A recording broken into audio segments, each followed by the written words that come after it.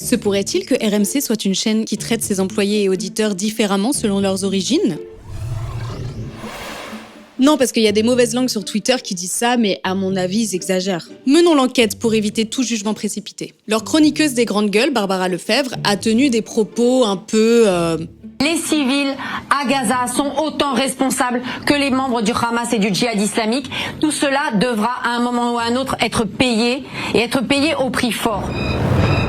Et donc effectivement, on ne peut que soutenir le plan Trump et décider une bonne fois pour toutes que la bande de Gaza doit devenir une zone vierge.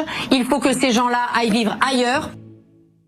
Bon, soi-disant, le fait qu'elle défende le plan de Trump de déplacer les Palestiniens de Gaza s'apparenterait à un appel au nettoyage ethnique. Ok, mais c'était sur I24, hein, pas sur RMC. Et puis, RMC s'est désolidarisé et ils ont dit qu'ils l'ont rappelé à ses obligations. Et la SDJ de RMC a regretté que la chroniqueuse soit maintenue à l'antenne. Franchement, qu'est-ce que vous voulez de plus ? Mais alors, pourquoi ces tweetos islamo-wokistes s'énervent ? Ah oui, ils ressortent une vieille histoire, celle de Mehdi Guézard, un autre chroniqueur, qui s'était fait virer 3 jours après avoir vivement critiqué le Maroc sur une chaîne algérienne. Et puis bon, il y a aussi l'avocat Rachid Madid qui a appelé pour intervenir dans l'émission. La première fois, il donne son vrai prénom, il affirme qu'on ne l'a pas rappelé. Deuxième fois, il dit qu'il s'appelle Louis, et là, on le laisse passer à l'antenne. Hasard ? Donc au final, RMC n'est peut-être pas raciste, juste très stratège dans ses indignations. Appeler au nettoyage ethnique ? Un rappel à l'ordre. Critiquer un pays allié ?